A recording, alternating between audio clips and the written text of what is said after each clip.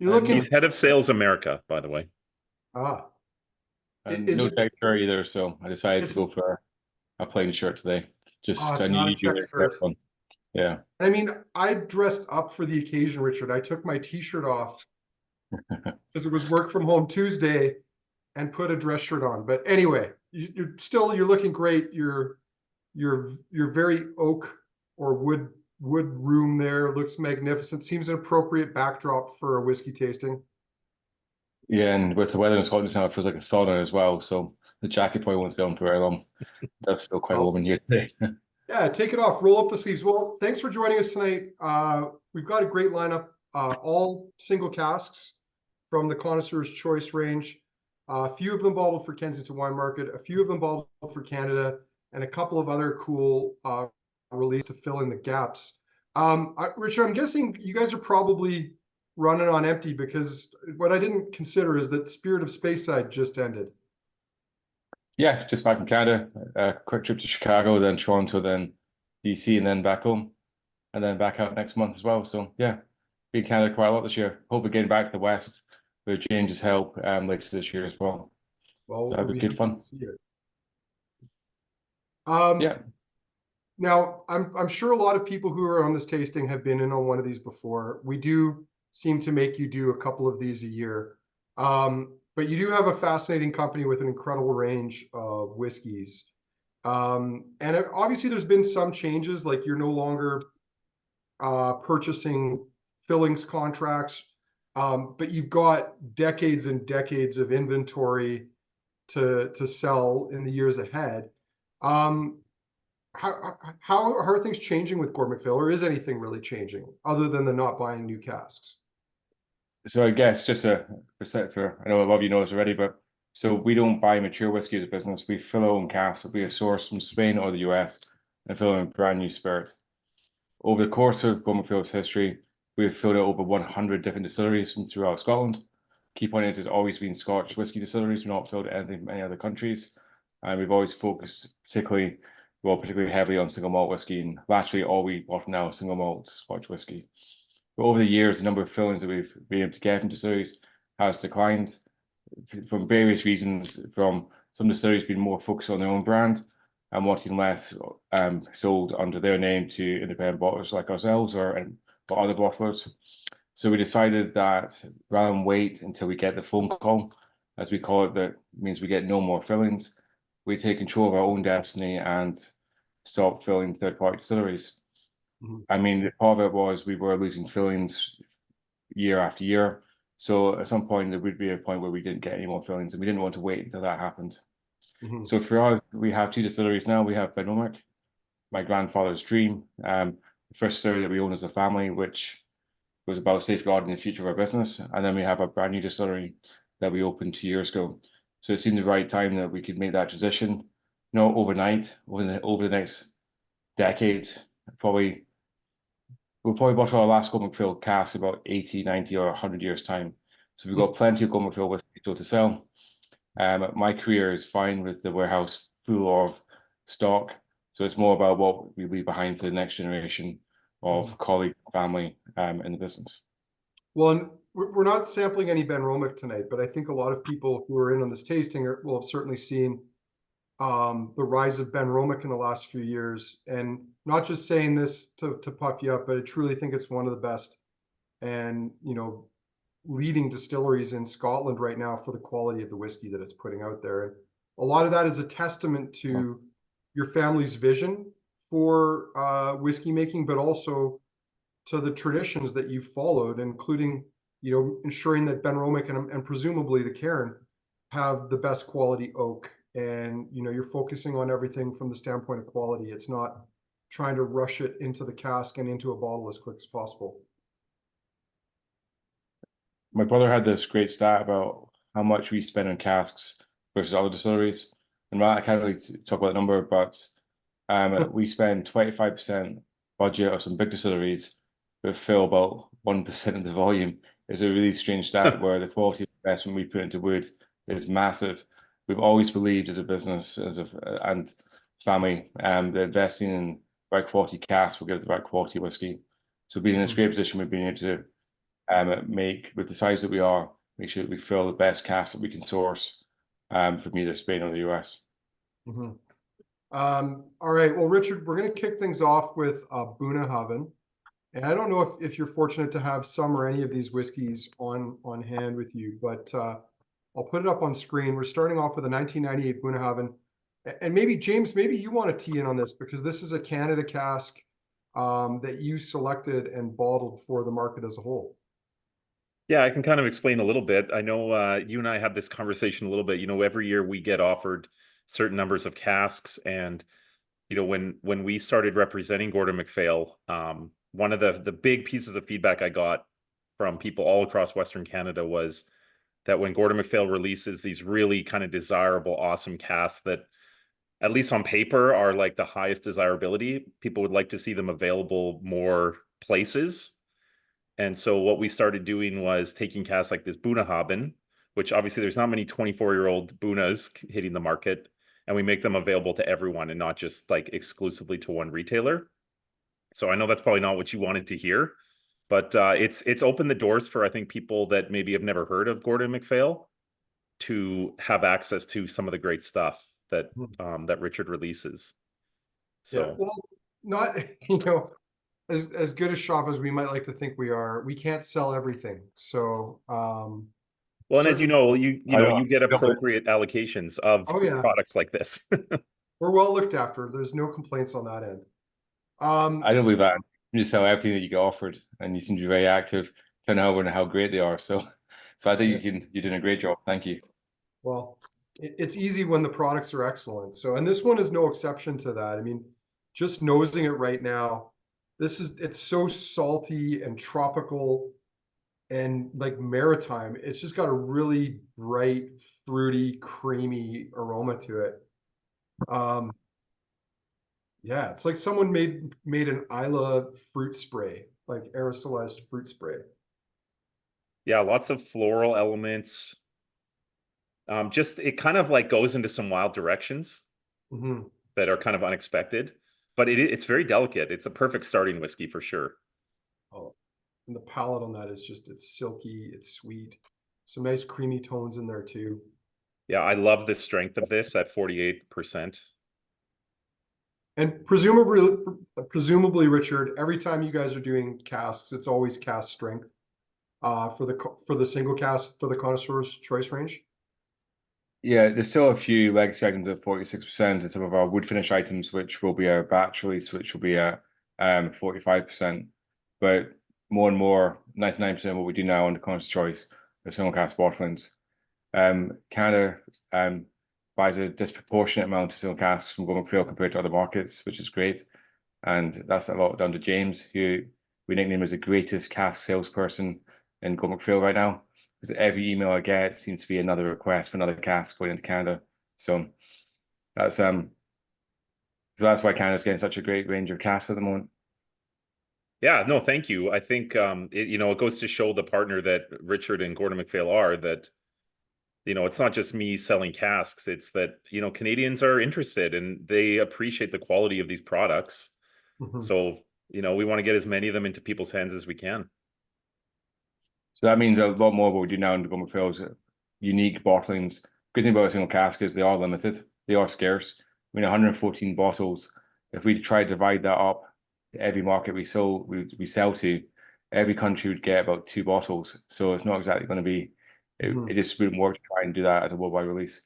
But it's but with this kind of American oak, I always find with you get that really lovely tropical flavor profile as it gets into the kind of 20s. So at this age here, it's just that pineapple and mango. It's just that kind of really richness you get there from that kind of aged influence from that kind of American oak cask. It's probably one of my favorite kind of flavor profiles you can get in Scotch whiskey at the moment. Yeah, well, it's certainly a style that I'm a big fan of as well. And a big part of that is that word refill, especially when you're getting into the 20 and 30 years range. Refill bourbon just allows the spirit to kind of oxidize and esterify, and it creates those really bright fruity tones that can sometimes be hidden if you've got too much oak character left over, like too much of a toastiness or too much sherry in the case of sherry casks, although I would argue with Gordon MacPhail, most of your sherry casks don't seem to have that effect. And I know we can talk about that a few whiskeys from now, why that is. But yeah, it's why I think refill X bourbon is probably by and large my favorite cask type for older whiskeys, because they're delicate and beautiful and interesting. So with our cask, we only ever use them a maximum of twice. So we either use first fill or second fill. If you see refill on a label from a film, it's not third fill, fourth fill, it's second fill. But we don't have to worry about categorizing it because we just don't do any fills beyond that. Once we use them the second time. I was going to say, something I've noticed is when we've gotten these offerings from first fill bourbon that have been over 20 years, you know, they're quite often really exciting and have a lot of wood influence, but it's never gone over, which I think is remarkable, because, you know, that goes to show like the quality and care that's happening in the lab. Well, we're always trying to balance, but we're always trying to find that balance so we match spirit, oak, and time. Gordon MacPhail doesn't specify the spirit character from distilleries. We buy the new spirit. We do choose what type of cask it goes into and for how long. A key part of what we try and do is to complement but not compete with brand owners. Some of our younger releases, you may see we do an 11-year-old from Glen Grant, not a 10-year-old or a 12-year-old. We do something that's always a little bit different. Likewise with single cask, some distilleries we do a different maturation style altogether from what the distillery does. Other times it's just about offering something that's going to complement what a distillery does rather than, well, there'd be no point trying to compete with a brand owner. That would just hurry up or expedite our kind of position of getting into that phone call I mentioned before. So it's always about complementing. Sorry about that. Little time warp by Andrew Ferguson. All right. Are we good to go on to the, sorry guys, I had to deal with something quickly. Are we good to go on to the Tomatin? Yeah. Yeah. Not the most elegant of transitions, but sorry about that. Here we go. So 1988 Tomatin, 32-year-old, again, refill American oak, this time a hogshead. Put it up on the screen for you. I love a good old Tomatin. Like I know the distilleries certainly had a lot of really good bottlings in that 30 and 40-year range. We don't see too many independent bottlings of Tomatin anymore, so this was kind of a treat to see. Yeah, 56.6%. So this is a wider release then, Richard. This is something that you would have spread out to multiple different markets. Yes, this will be a North American release, so it'll be available in the US and Canada. Again, Tomatin is a great example where we don't do any sherried sherried Tomatins. It's always ex-bourbon. A mixture for either first fill bourbon or, again, like in this one, a refill American hogshead. Does everyone know what we mean by refill American hogshead or American hogshead? So these were casks which came across the Atlantic, basically just as staves. They were broken down in the US, shipped across on pallets, and they were remade in Scotland. But they weren't remade back into a 200-liter barrel size.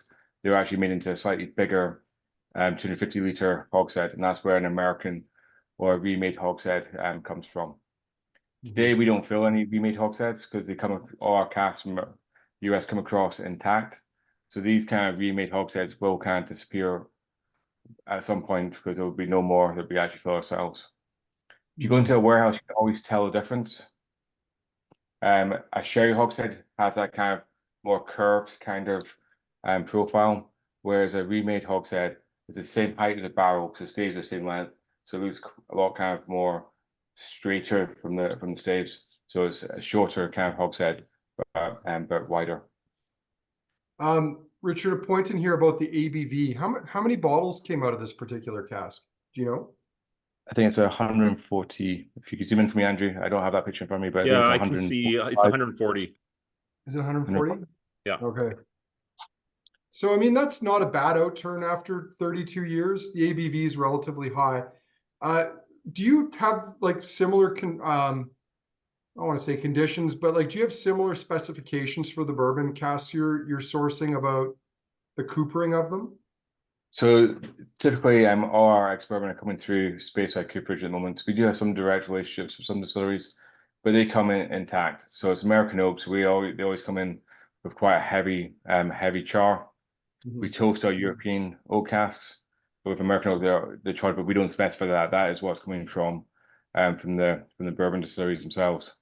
So with these remade hogsheads, we don't have as much control over them. And with our we're filling ex-bourbon casks now, and they're coming across the well-made casks. It's a lot cheaper to fill ex-bourbon. I think it costs a couple £100 now to get a cask, whereas for a sherry butt or a sherry hogshead, you're looking between 800 for a hogshead, about 1,200 to £1,500 now for a sherry butt. So, but with sherry casks, which we'll come to, we put a lot more time and effort into making sure that we get the right quality ones then. But with ex-bourbon, the quality's already there. So, noticeable difference on these two whiskeys on the nose right off the bat. The Tomatin seems like thicker, creamier, has a bit more honey. It's not as immediately fruity on the nose as the Bunnahabhain, but there's some nice tones in there, like some nice melon, citrus, and even into a bit of pineapple. James, what are you getting? I see you've got Richard, the I'm curious if in Scotland if they have Orange Julius. Oh. With or without the hot dog?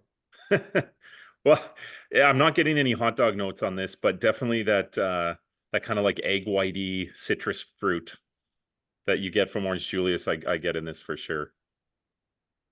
It's a different language you're talking now, James, unfortunately. You have to educate. I know you have KFC, so yeah. You never know.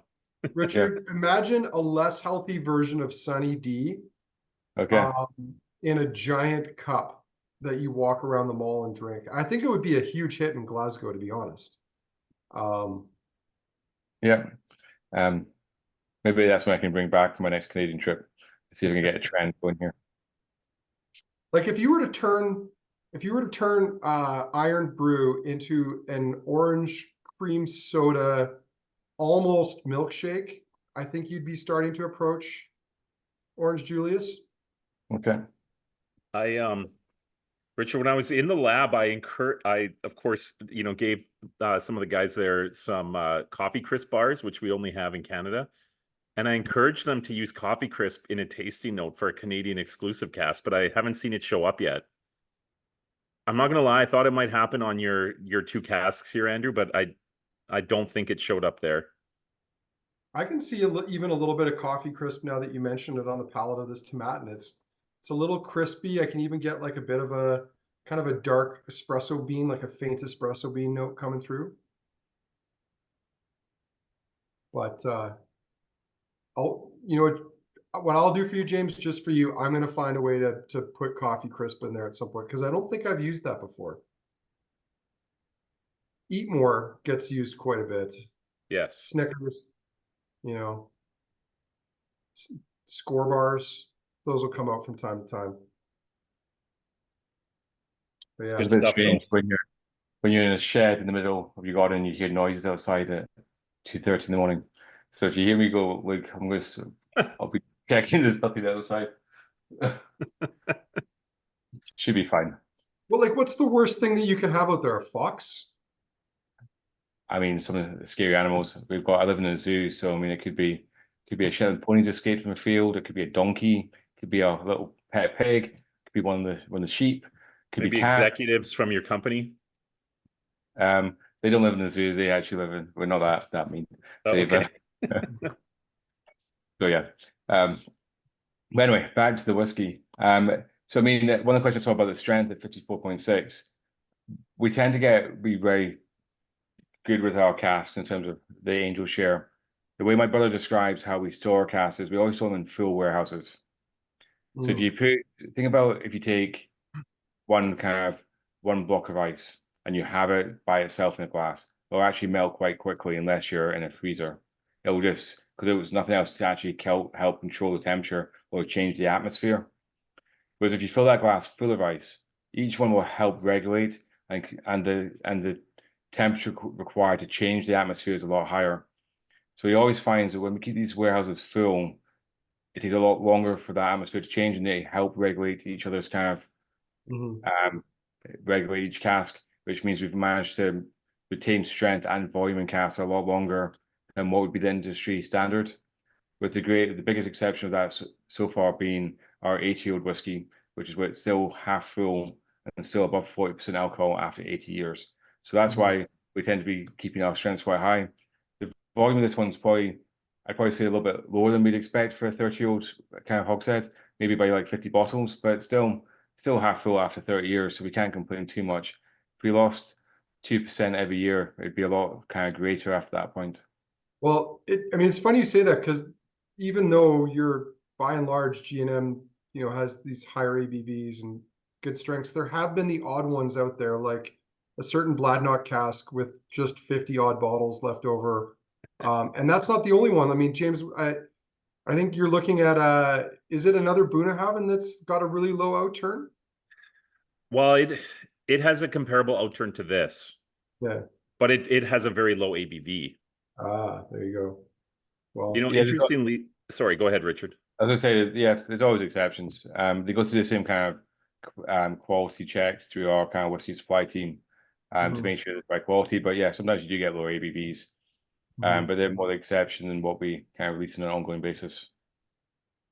So when we ordered this, there also is a 1989 Tomatin. And I ordered the 88 because it was from a smaller like cask, and I figured if it was popular, there would still be some left of the 89 by the time we got through this. Yeah. So plus you can play up the nostalgia for the 88 Winter Olympics and Eddie the Eagle Edwards and Jamaican bobsled team, all that stuff. When you look at the cask number here, it's 6656. So you can tell that's the original cask that's 30 years old. Occasionally we do recast some whiskies. If you see a number that's like 9 digits long, that usually means we've had to take some corrective action on that product over at some point over its kind of life.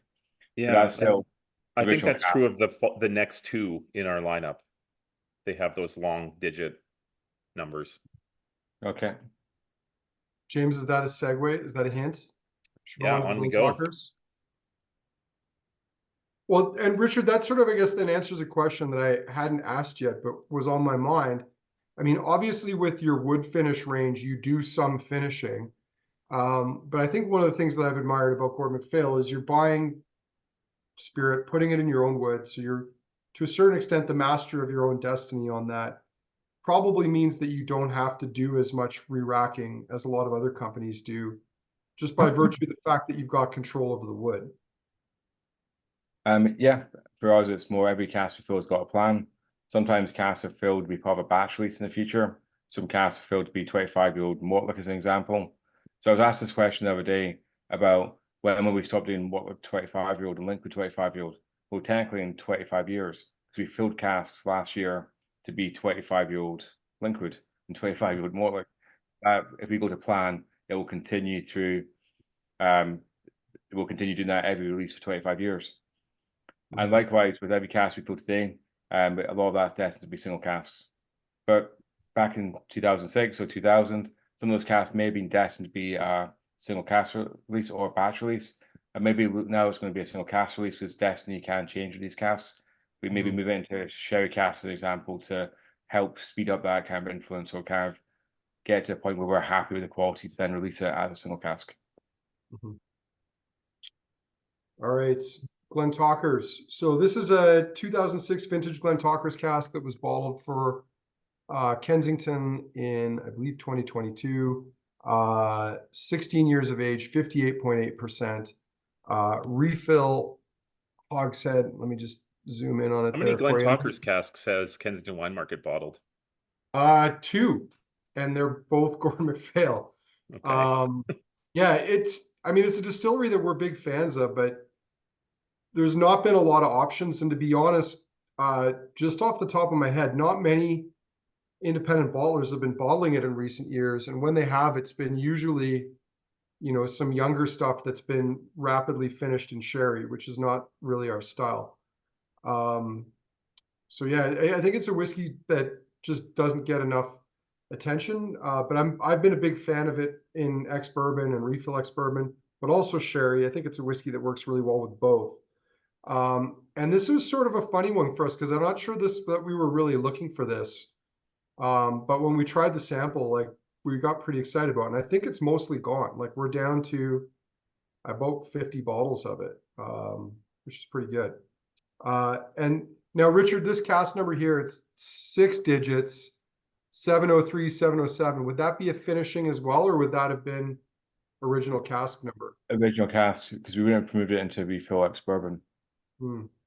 So, and you typically they will start more with kind of, it will start more with like a 1-6. It'll be a much longer number than that. But let me double check because it is a 6 digits, so it is longer than there's a lot of casks we filled, but I wouldn't have expected that one to be recast. Whereas the next one we'll get to is definitely been recast at some point. There are distilleries I've noticed that do, like, and a lot of Chivas ones that do have a seemingly different numbering system. It's not just cask number 1 of 2022. And I can't imagine they bottled 700,000 casks in 2006. But, you know, there are other companies that have, like, the first digit is actually you know, the year or something like that. There's a lot of different ways that some companies will number the casks. So is the numbering, Richard, just to reiterate, the numbering is decided by the distillery. Like, it's not an internal number for Gordon MacPhail. When we fill a cask, it's the distillery's number that's on it. So only if we recask it, we have to follow that kind of 9-digit rule to create a number that is unique for that product. And maybe that's the question. I get my brother to give me an explanation exactly how he comes up with that number for one of our future tastings. I'll keep that one up my sleeve to answer next time. Yeah, along with the check shirt as well. Yeah, because it's 2 a.m. over here, I have to say I was less selective about which shirt I grabbed from the wardrobe as I. All kidding aside. All right, so Glentauchers is a distillery that Gordon MacPhail has obviously had a pretty long relationship with. You've done a lot of fillings from Glentauchers, probably because it was primarily a distillery producing for blends, and even today is still primarily producing for blends. And if we went back to the 1960s when we introduced the Conscious Choice range, which we've been trying these whiskies from, that was one of the that's what my grandfather was trying to achieve. So family-owned business. My great-grandfather joined in 1895 as an apprentice. He used to own the business from 1915 onwards, and my grandfather joined the business in 1933, and then took on the business by himself in 1956. And in 1968, he introduced our Conscious Choice range, and that was very much down to the fact he wanted to introduce whiskies to the market that were just being used for blends. How could we do a little bit different? How could we give consumers in the UK, Italy, and other markets, and now Canada, and a lot more markets around the world, the ability to try single malt whiskies from distilleries which were never going to be released as single malts by themselves. Glentauchers, we did do a distillery label for, and we still do it at certain times. And have you ever seen our distillery labels before? Let me just grab a quick bottle, if that's okay. Yeah, go right ahead. I can probably also put some images up on the screen here. I know Jeff just commented here. Maybe we'll quickly comment on this. It's obviously not that old. It's half the age of the last whiskey and, you know, 2/3 of the one before it. But it's got a really nice honeyed, creamy nose to it. The palate's got some nice fruit on it. It's really approachable. I wouldn't say this is quite going tropical, but there's like a lot of citrus fruit, a lot of melons, apple and pear, a lot going on with this. But yeah, Richard, go ahead if you want to do a little show and tell here. Yeah, so just finish up kind of at that kind of age of 16 years old. For me, it's still that kind of more citrus, apple, pear profile. If we left this for a few more years, it's then going to go into that kind of more pineapple, mango. We've done bottlings of Glentauchers, which have been over 40 years old in our private collection, and you just see that evolution of that. It's predominantly a lot of that aged Glentauchers is an American oak. You do see that kind of evolution into that really tropical profile. And Glentauchers has been one of my kind of favorite distilleries, particularly some of these older American oak releases they've done in the last couple of years. Yeah, don't rub in the 40-year-old Glentauchers too hard with James. Yeah. Can you see this label here? Is that? Yeah. So this is Mortlock's original label from over 100 years ago. We started using this label back in 1896. Back when distilleries were independent, family-owned, we were able to approach them and say we wanted to bottle their whiskey as single malt. they were like, really, you want to bottle our whiskey as our distillery bottling and not blend it under your name? And that's how we got permission to use their labels, because they're like, awesome, have our labels, stamp your name at the bottom. But not all other distillery label bottlings have been from over 100 years ago. The Glentauchers one was actually only introduced in the 1990s, not the 1890s.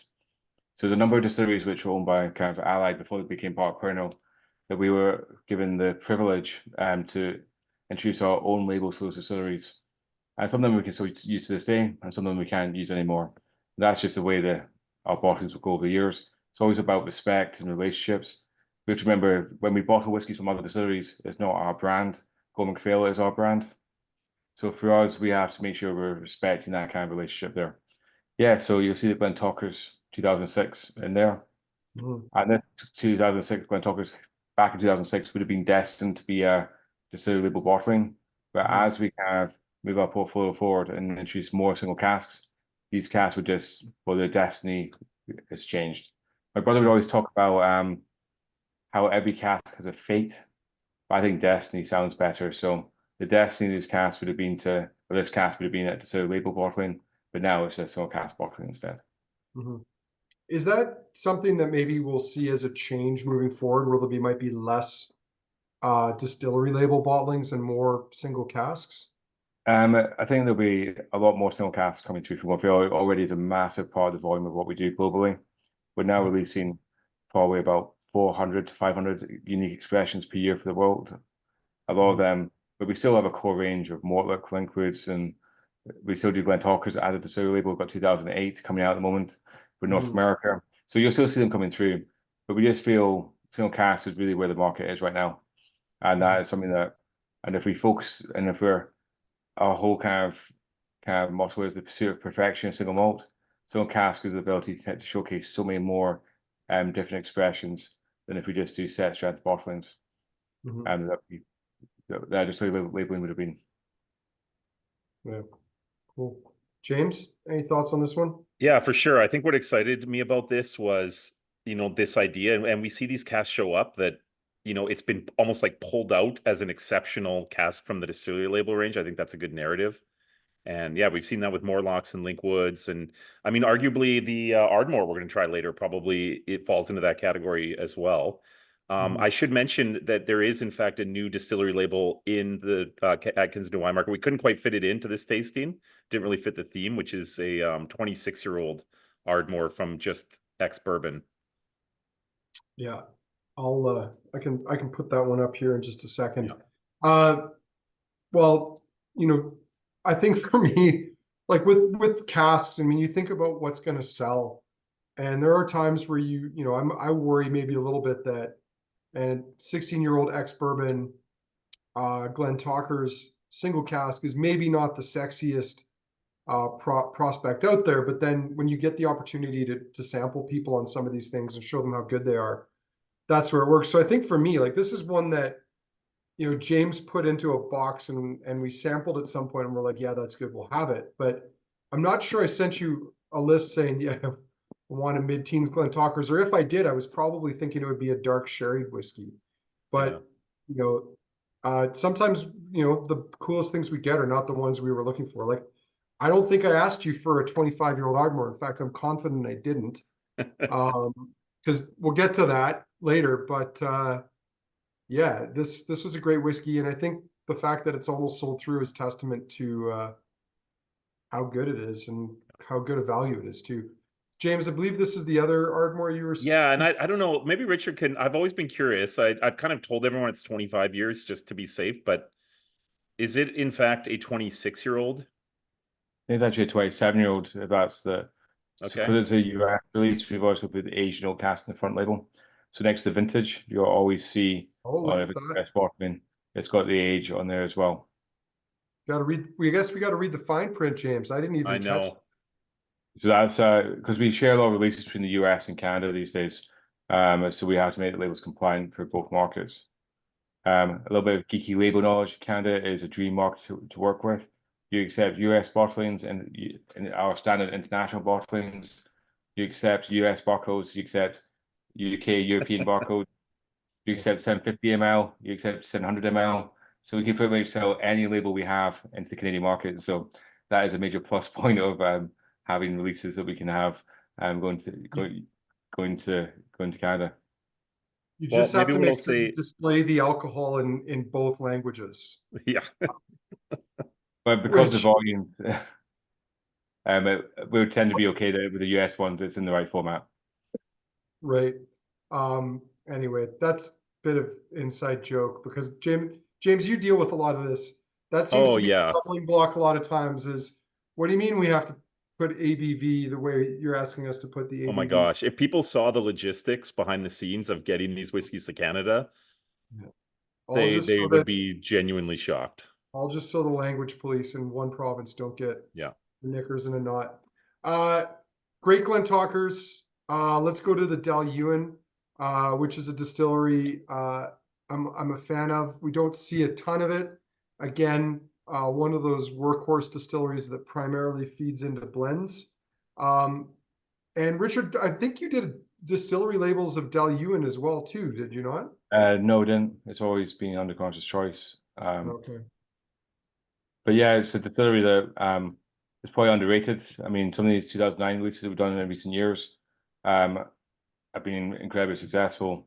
I mean, it's not necessarily everyone's go-to whiskey at Dailuaine, but the quality's there, the profile's there, and they've been kind of like a hidden gem, a real success story in our kind of single cask releases in the last couple of years. I think we've sold 50 cases of single cask Dailuaine in Canada in the last 3 years. That's So it. someone here likes it. I was gonna say, I think I might have taken about 20 of those. Yeah, I think you did. Oh. Yeah, and sorry, I don't think did I put that one up on screen yet? I don't think I did. I'll pop her up here. So 2009 single cask, first fill sherry hogshead, finished, it turns out, 57.7%.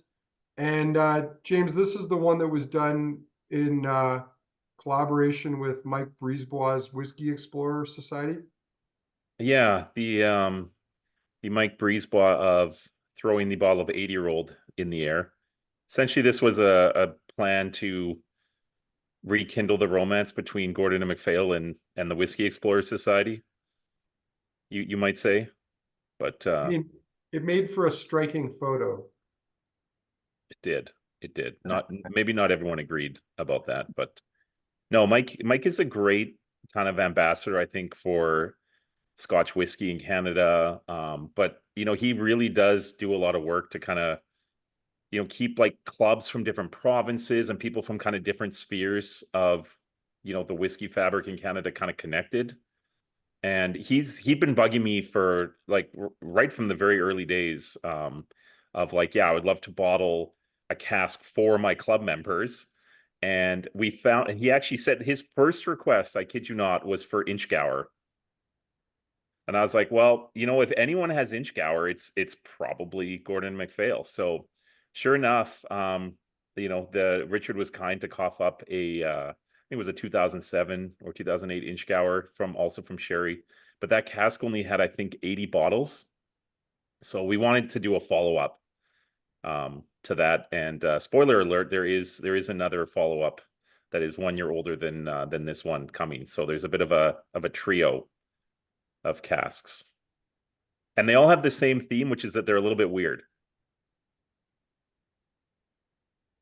And we're not supposed to read anything into that about Mike, right? That's just a coincidence. No, I think he wants to open people's eyes a little bit and try things that are different. It was purely a joke. Yeah.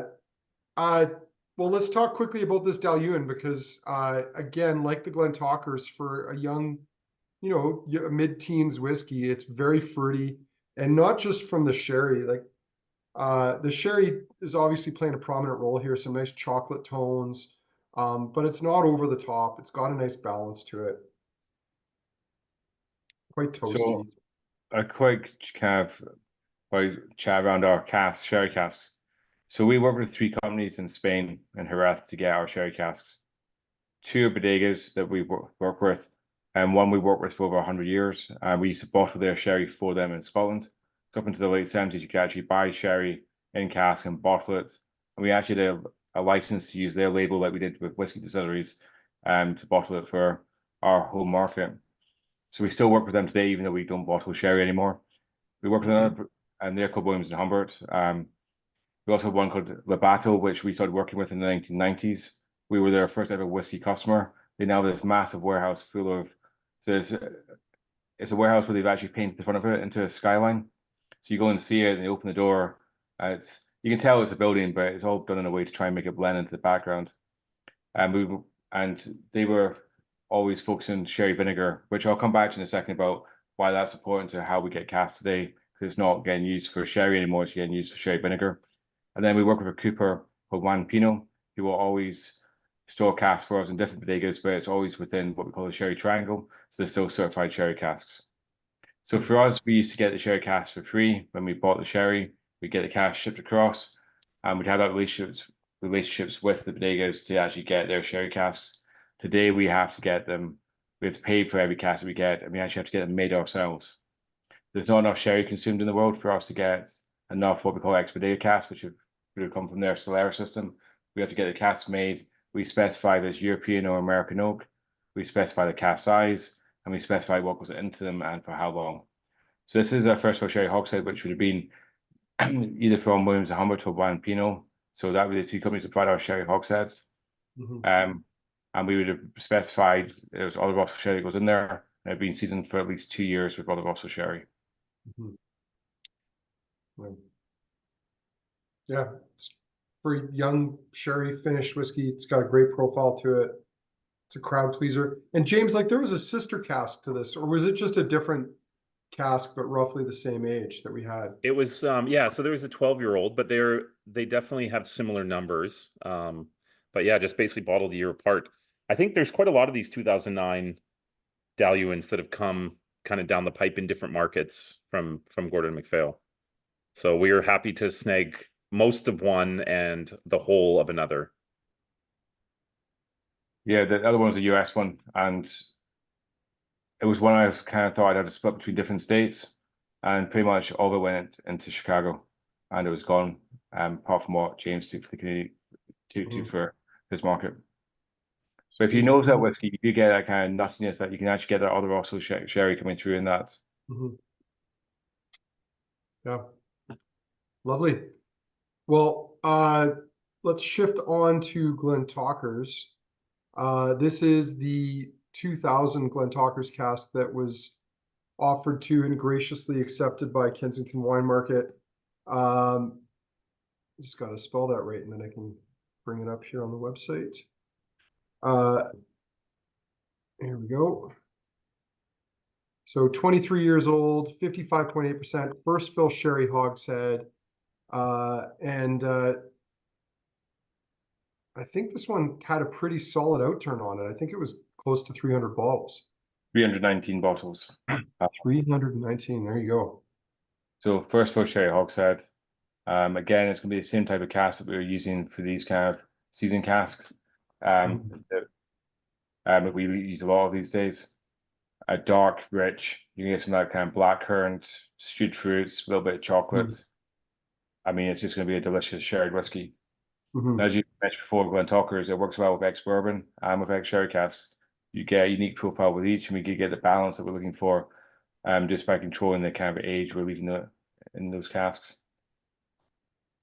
Do you have, so like on that sherry subject, because you've been talking a little bit about it, about sherry seasoned, because the big difference, other than the spirit profile between this and the Ardmore that follows it, is that this has more of what I would describe as a modern sherry profile, and it's more typical of sherry seasoned casks rather than the more traditional style sherry casks, which people need to appreciate are extremely rare. Do you have a sense of like how many like bodega casks you're still acquiring? Because like, we can't get enough. We're not getting we can't get the volume or consistency of ex-bodega casks that we required. So we've moved to fully filling seasoned casks.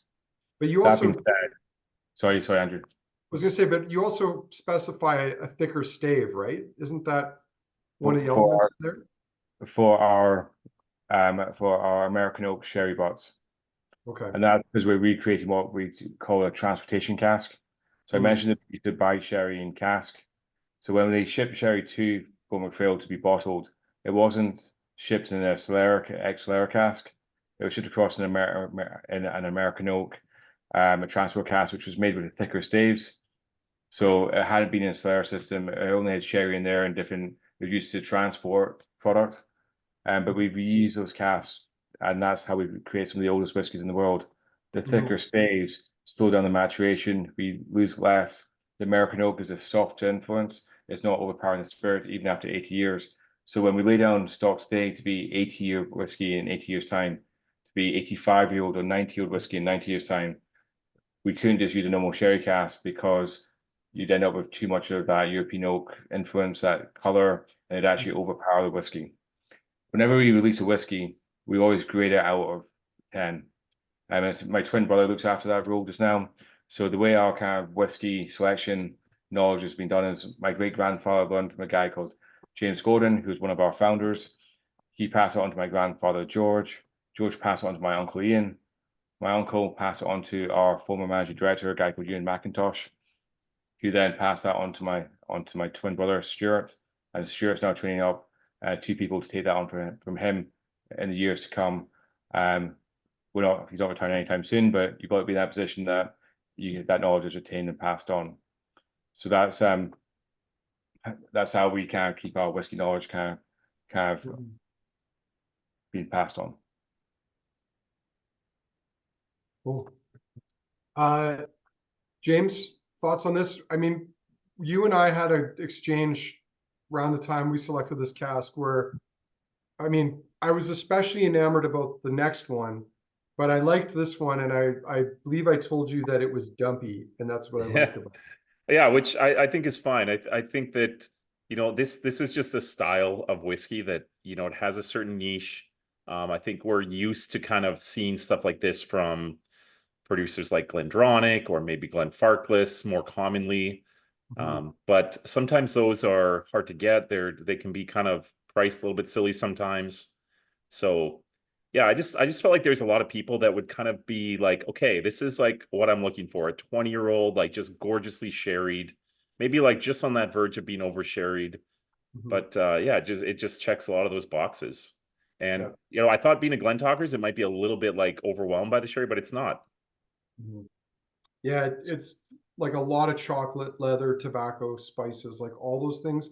There's a hint of sweetness and a little bit of like dried fruit that sort of balances it all out. But yeah, I mean, it's not quite a sherry bomb, but it's pretty damn close to being a sherry bomb. So the point I was going to make before we got into the history side was how we grade our casks.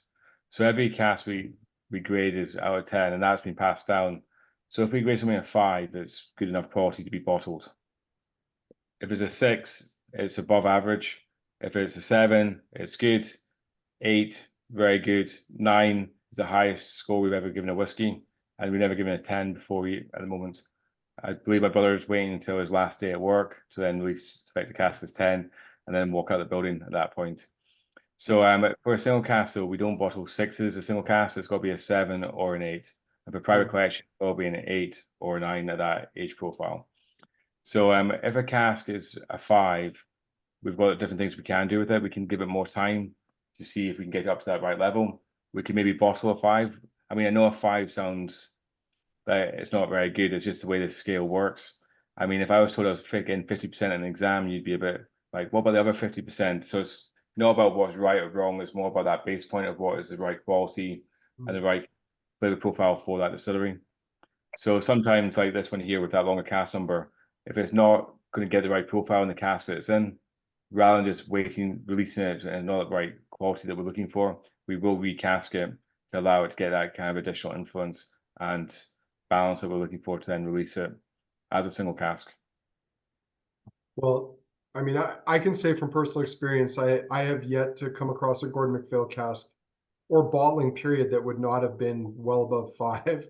But I imagine to your point, an 8 is probably going to be a 90 plus from a guy like Serge, like, you know, somewhere in that to give people a benchmark reference. Yeah, I mean, our scores have come out through the different kind of whiskey influencers and forums are always very high.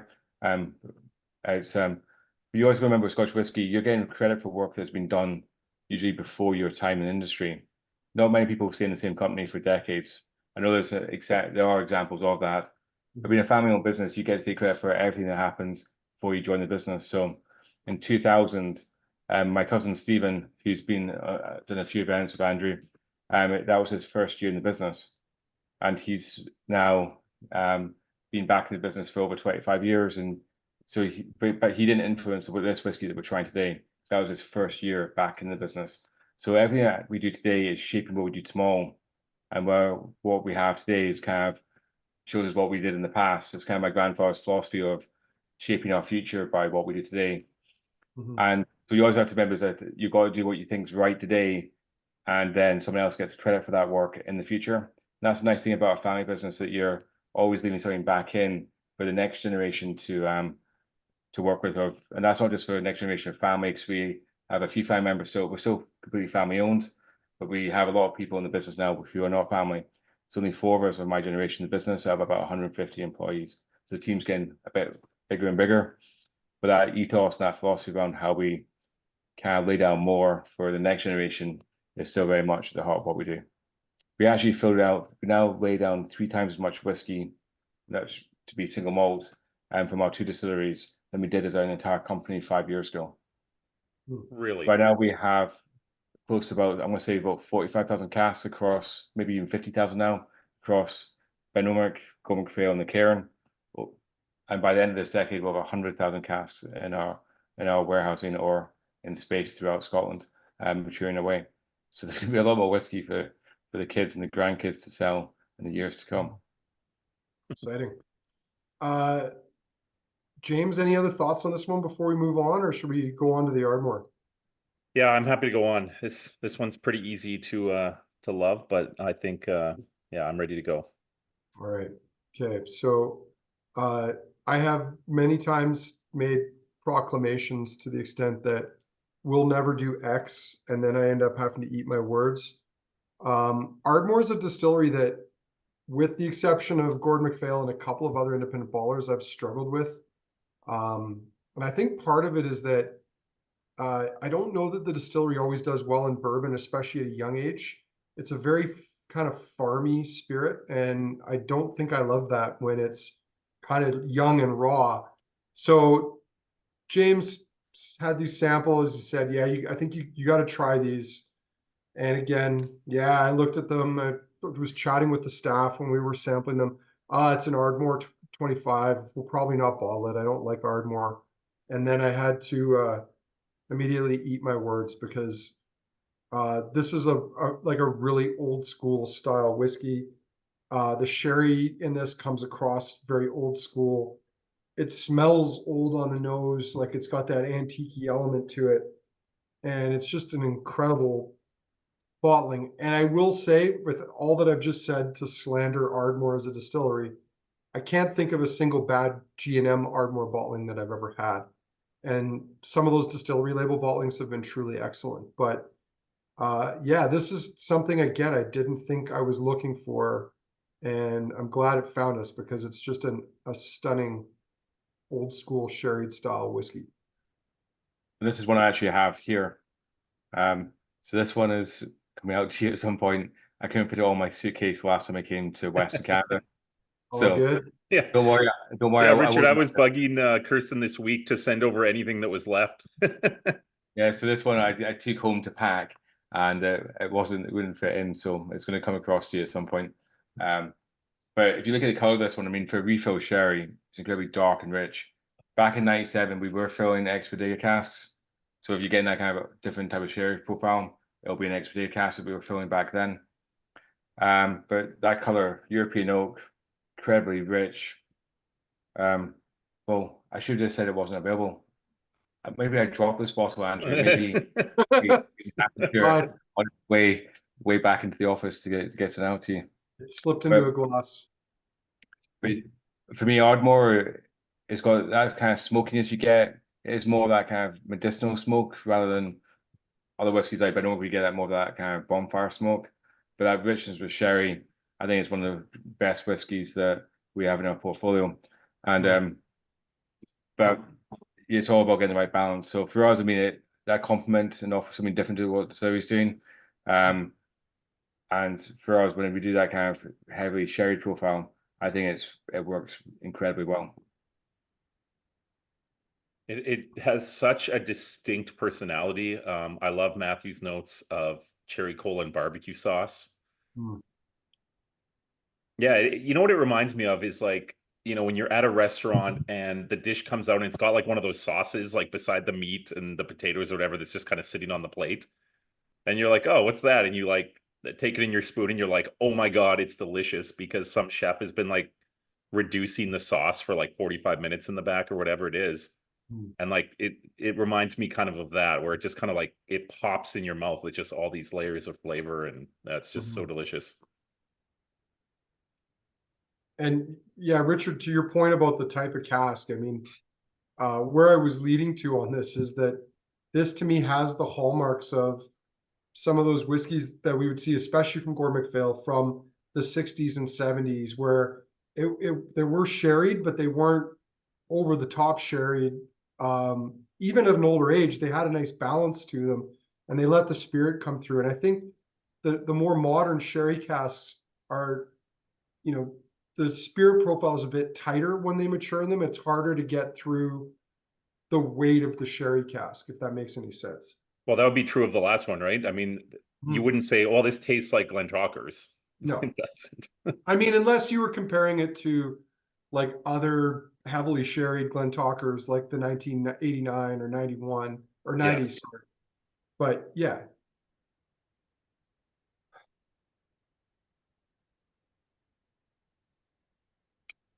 Oh man. Yeah.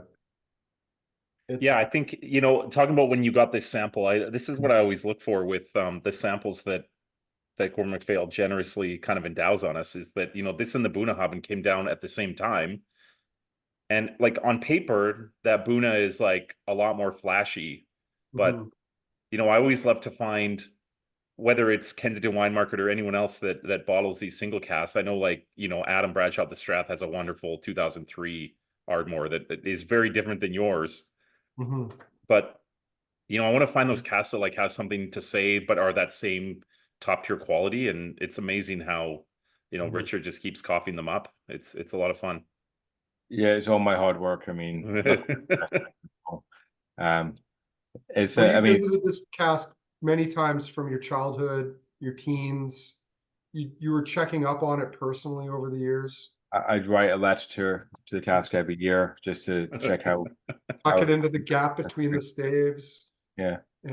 Well, one of my favorite days of the year is when those cask samples come and I kind of just screen them, just to get an idea of like, okay, who's going to be into this? Like where kind of what market would this work in? And, you know, quite often, like, you know, you taste these samples and they're the best from certain distilleries that I've ever tried. And that's kind of a frequent situation, but maybe I just haven't been around long enough. But it seems like the consistency is at a high level. Yeah. So I think it was a great choice you picked, Andrew. And I mean, you guys made this, and I mean, one of the things that I think people need to know about these is that I think you have a fascinating approach to how you bottle casks. You know, your brother and his team identify casks, decide if they're good enough, and then you bottle them. And then you go out and figure out where they're going to go. It's not as if there's like 5 of these in a row and you're like, here's 5 97 Ardmores, pick the best one. It's a very different approach to that. But what I've noticed over time is that maybe what we're offered is not what we were looking for, but there's almost always something good.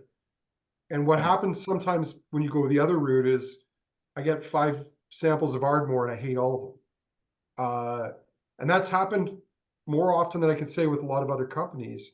But you're going back to your grading scale and how you do this, but also this idea that, you know, we might get the cask in store and it's been bottled for almost a year, because you've decided it's good, it's bottled, it's ready to go, and now it's a matter of figuring out where it's going, whether it's a general release or a market release or a store release.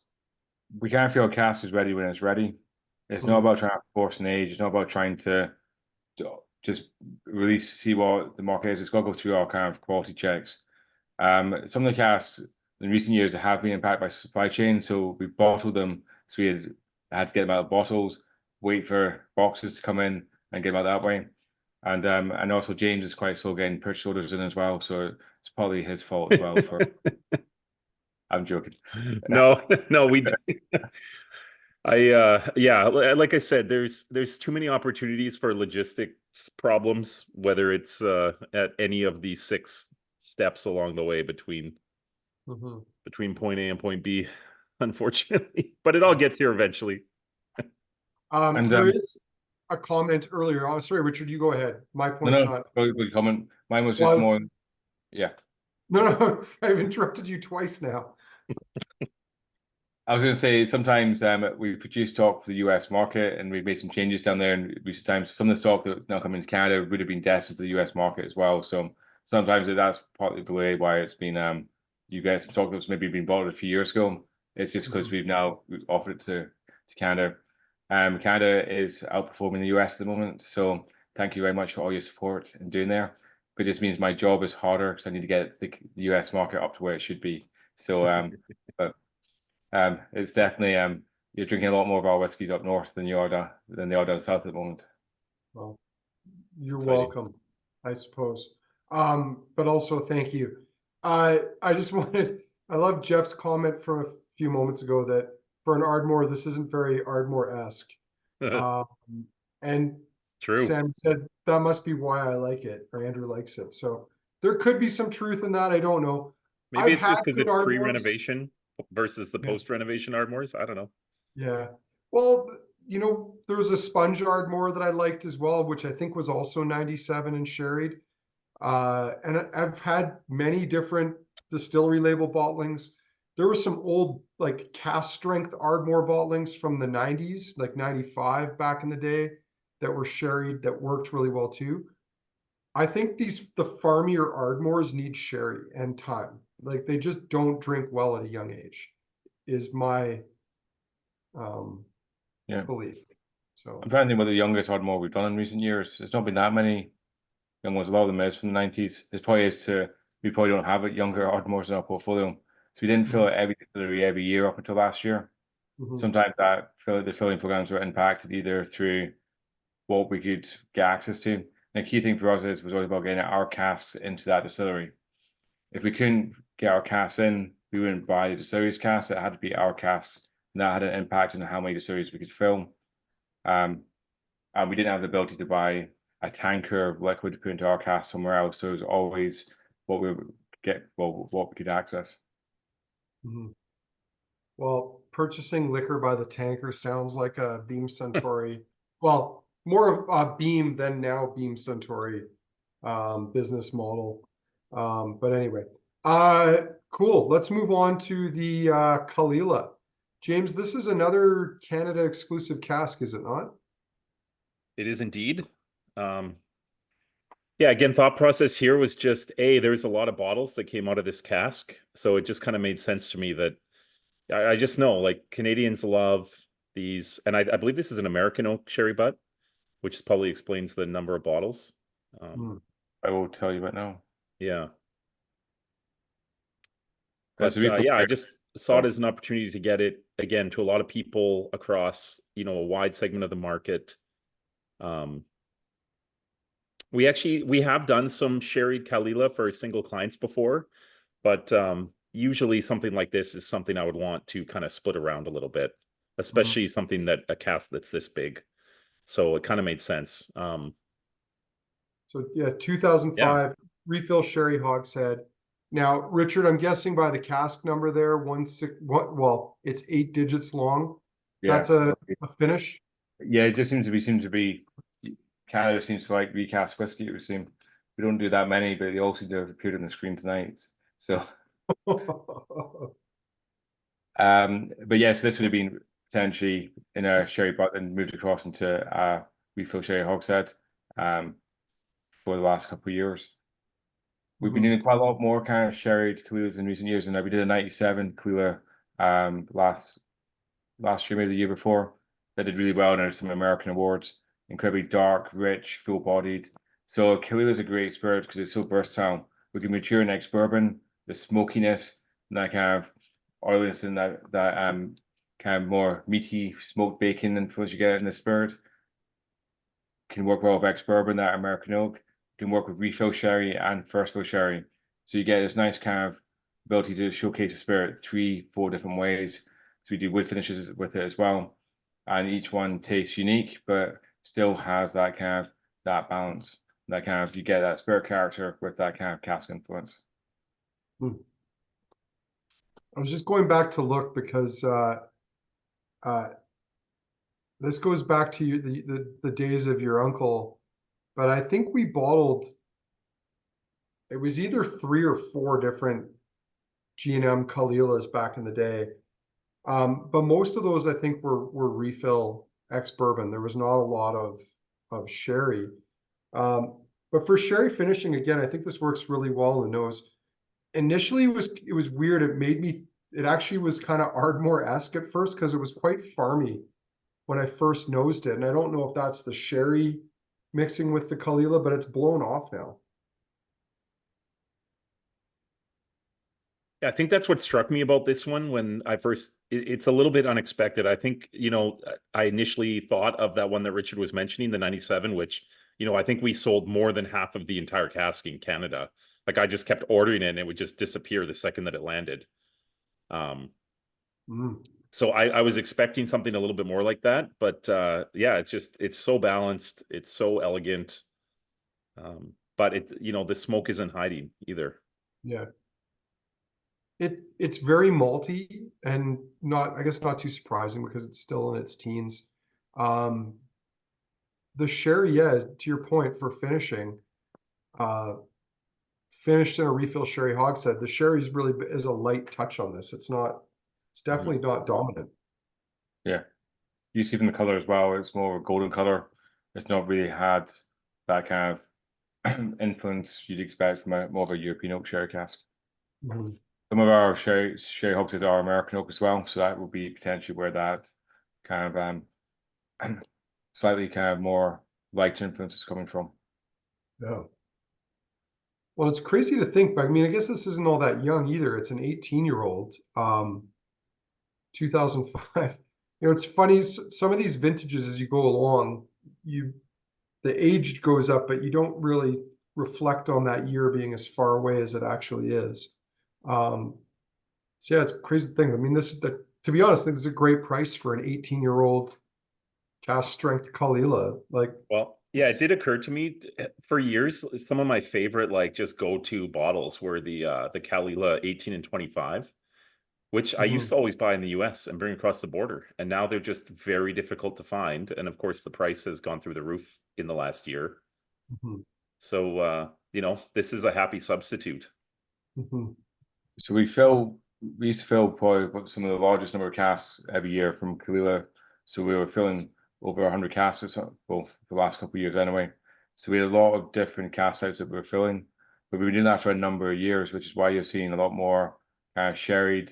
You got to also remember that if you go back to the late 70s, you stopped being able to buy sherry casks, buy sherry in casks from Spain. We found it quite hard to access sherry casks in the 80s. If you look at our profile from that decade, a lot more of it is American oak than, well, ex-bourbon rather than ex-sherry. The 90s, you started to see some more sherry casks coming back in. By 2000, we were fully back up and running with sherry casks. And now we're filling a lot more into sherry than we are into ex-bourbon. So that's part of but if you can't access the right cask, you have to change your filling program to reflect that. So when we're here in 10 years' time, we'll probably see a lot more of that kind of not recast any whiskey like that. It'd be just the full maturation sherry. So that's what we're filling today, is about 70% sherry, 30% ex-bourbon. Well, in 10 years' time, will we be doing a cairn tasting of single cask samples from the cairn? Or bottles?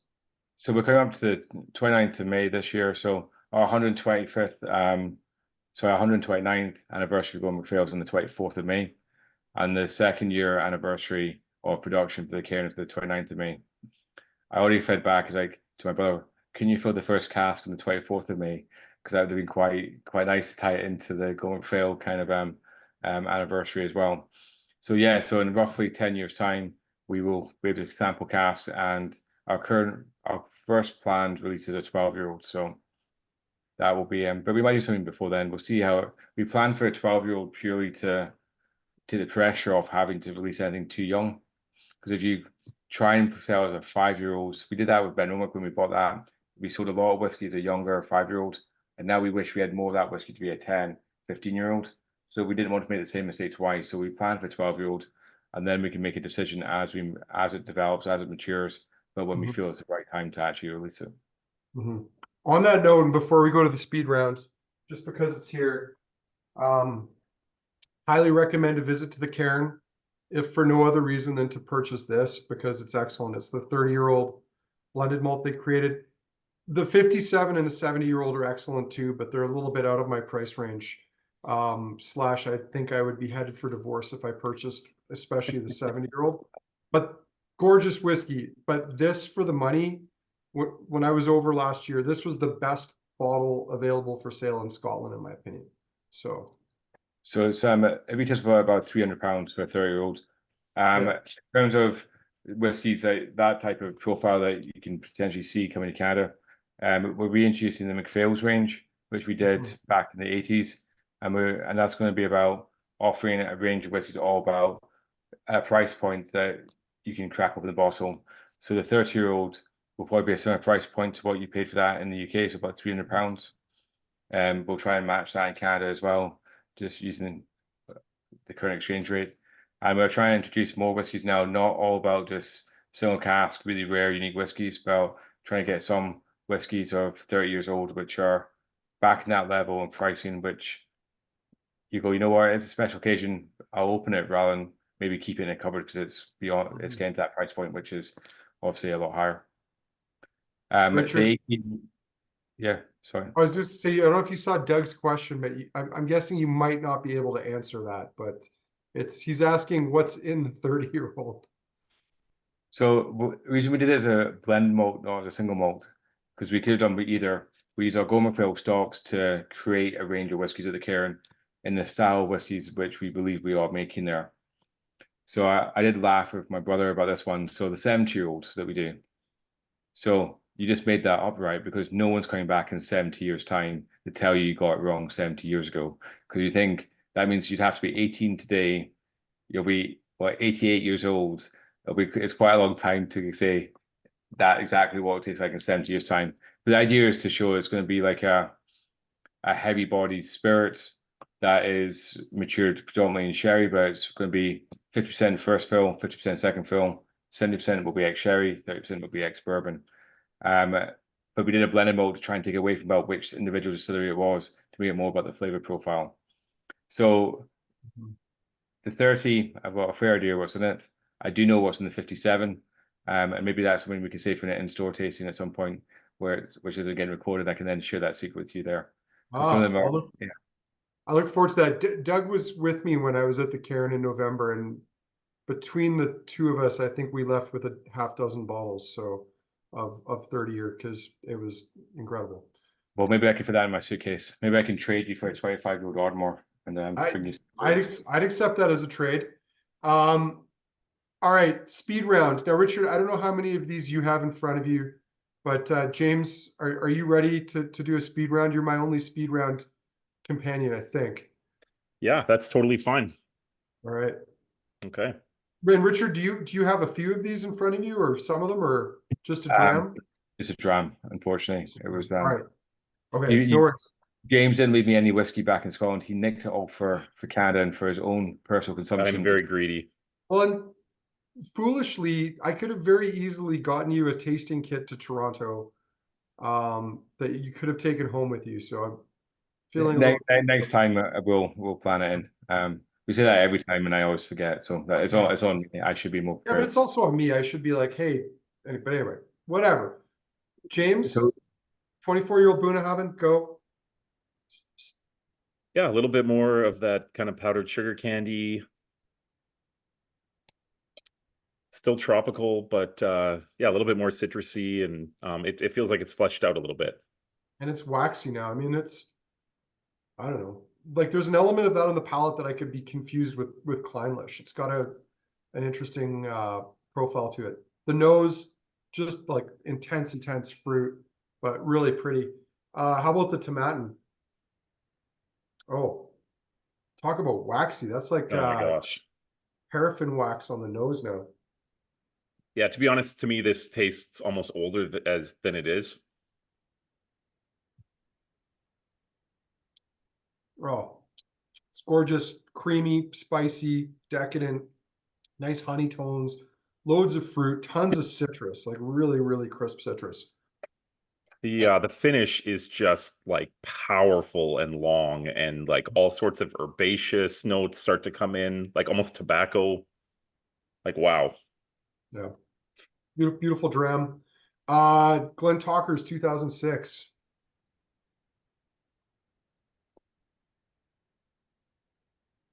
It's a bit shy on the nose after those two fruit bombs we just Yeah, had. right. I was gonna But the say. palate, it's sweet, fruity. It's starting to go a little bit tropical, but really more in that orchard, apple and pear realm. Yeah, it's a workhorse, right? It's doing exactly what it's supposed to. And I actually finished the whole of it, so that speaks highly of it. I've not finished the whole of almost anything else in the lineup yet. So Well, it's friendly, right? If you were trying to say what I don't like about that Glentauchers, you'd be in a tough position. yeah, it's the kind of whiskey that I would be happy to to drink it. I wouldn't have to overanalyze it. It's just very easy drinking. Yeah, I mean, there's a reason it's $149.99. It's just it does exactly what it's supposed to do. Yeah. Dailuaine 2009. It's a little beefy on the nose, and a little bit on the palate too. It's that well, Dailuaine's one of those like distilleries with worm tubs, isn't it? Giving you that Yeah. little bit meaty, sulfury profile. I think that's starting to come through. Yeah, this is probably something I feel like Doug would be able to go more in depth on. I think they can do something to the distilling regime to like make different styles. Doug, nod or give me a thumbs up if you want to speak because you're kind of excited about Dailuaine. Do you want to say something? Yeah, like a little. He's a little bit like. All right. Well, he's got his hat on. I'm just trying to find him here. Here, Doug, you've the ability to unmute for a second. Do you want to talk about Dailuaine for a second? I love it. It's one of my favorite distilleries, and I actually just got back from Spirit of Speyside, got to hang out with the former Stillman from Dailuaine for most of the last decade, and go through about how in 2014 they went from sort of a much more meaty, sort of like almost Mortlach, Craigellachie style of worm tub spirit into completely tweaking the regime into this super waxy style of Dailuaine that 2014 to 2021 seems to be when they made the majority of it. So at some point, I would love to be able to compare and contrast the two of them a bit more. So I think Richard, what Doug's saying is like send some samples of 2014 Dailuaine when you have a second. Okay, see what I can do. Did you fill Dailuaine right till last year? We felt well, Diageo was our biggest filling partner up until the end. So if there's any distilleries which you have a chance of getting a 2024 bottling from in the future, a Diageo distillery is probably a much higher chance. So I can find out when last filled. But yeah, so we'll 2014 definitely would have some Dailuaine. Okay. If not this year. James, 2000 Glentauchers. Yeah, I mean, if it's possible, it's even more sherried. It's gotten sweeter and so chocolatey. Bit of a varnishy note kind of sneaking in. Yeah. Nice balance, no rough edges. Yeah, it's not tiring. I mean, sometimes I sometimes found Glendronachs that were like this to be kind of fatiguing, but it feels fresh. There is that kind of orange citrus note that keeps it fresh. Ardmore 97. Damn, finished that one now too. there's almost something Bowmore-esque about it to me. Like I'm almost getting a little bit of lavender. That If I had tried this, yeah, I was gonna say if I tried this blind, I might guess that there was even a rum cask potentially. Like it has a little bit of that acetone note. Yeah, but lovely profile, very tropical, great balance. Really digging it. Yeah, the strength is like so perfect.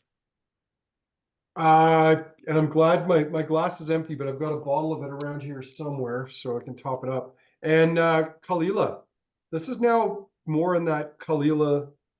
It's like going for bacon wrapped scallops in Bridge End on Islay. Yeah, the maritime seafood note really sticks out beside that Ardmore.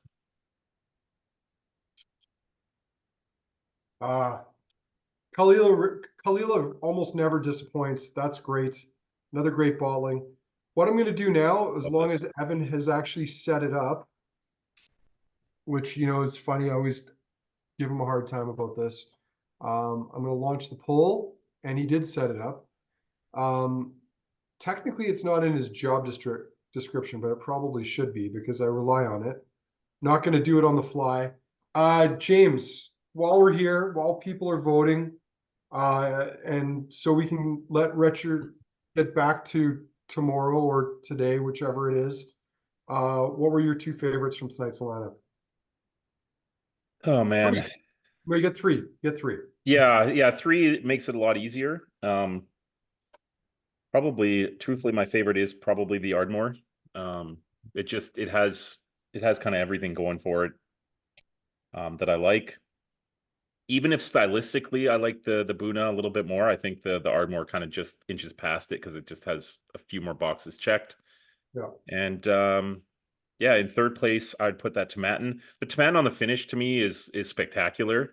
If it had a little bit more of an exciting nose, I would put it ahead. But yeah, all three are exciting. I'm almost on the same page with you. I think I'm going to reverse the order of the Tomatin and the Bunnahabhain though. So I'm going to go Ardmore, Tomatin, and then Bunnahabhain. I really wanted that Glentauchers 2006 to creep in there, even though the 2000 is good. Just for the money, that 2006 is such a steal. Yeah, if you're accounting for price, my goodness. But I think what edges the Tomatin over the Bunnahabhain for me is the finish. It's so creamy, it's buttery. Yeah, I can't argue with that. So you're telling me I should mix the heels that I have of both together? Oh man, that would be dangerous. If you could combine the nose of the Buna with the palate and finish of the Tomatin, that would pass the Ardmore for me. There you go. Maybe that's a cheap bottling for you there. Are you trying to make a Ben Romick, like a 20-something-year-old Ben Romick? Abrora-esque bottling, perhaps. All right, checking on the polls. Almost everyone's voted. You have 30 seconds to vote if you haven't voted yet, for your votes to be counted.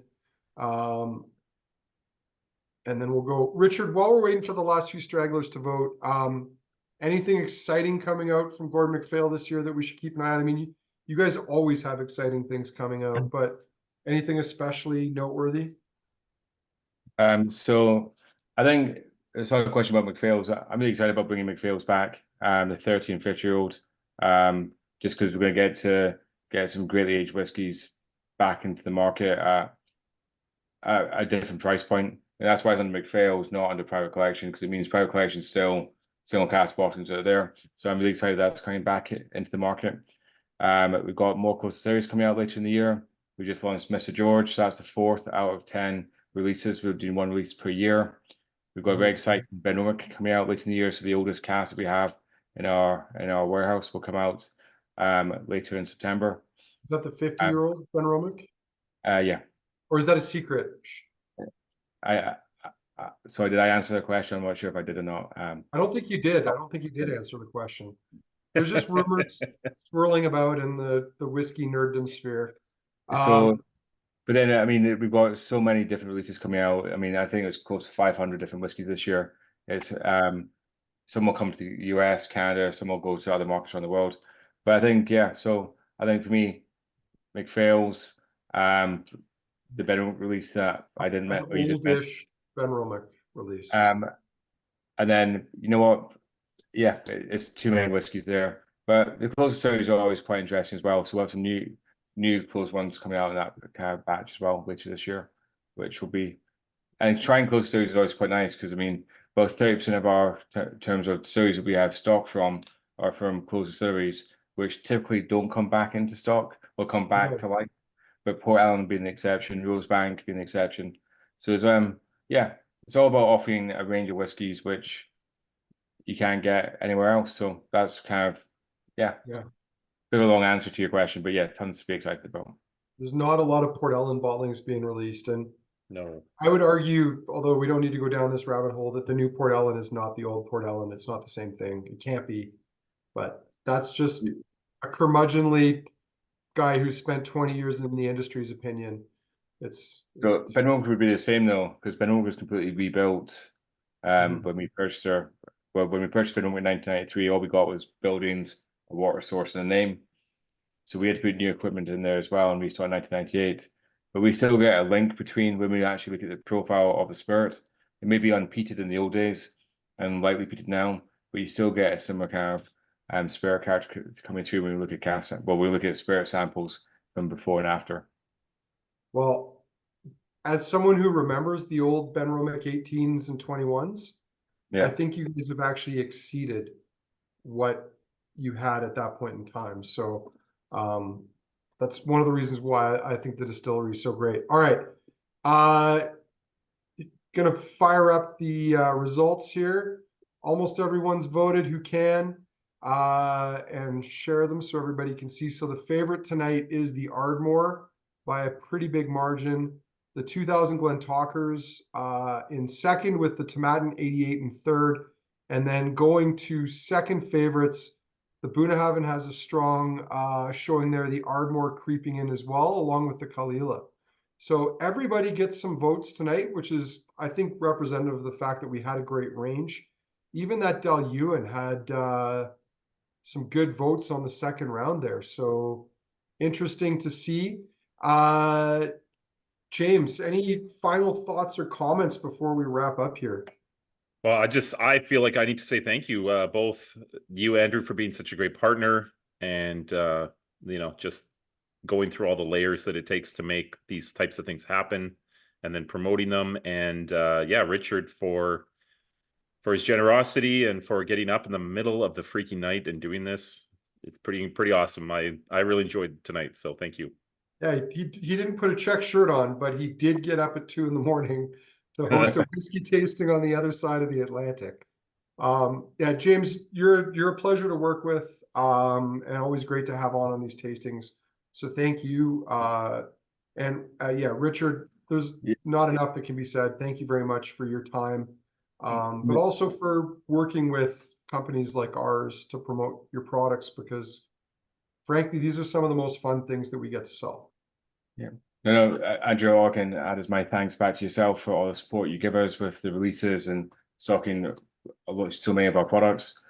James, thanks for getting this set up for me and putting it in my diary at 2 o'clock in the morning. It's always a great reminder I get the night of these events going, bet you along for 2 a.m. So apologies for being 5 minutes late for the tasting. Oh my and gosh. Thanks to everybody else for listening to some of the stories, and I hope you really enjoyed our whiskies, and it's great to see so many familiar faces on these screens. So thanks to you all for the support of Gordon MacPhail and what we do.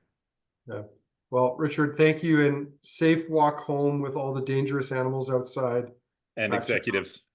And executives. I think there's something on my roof though. Hopefully it's just a cat.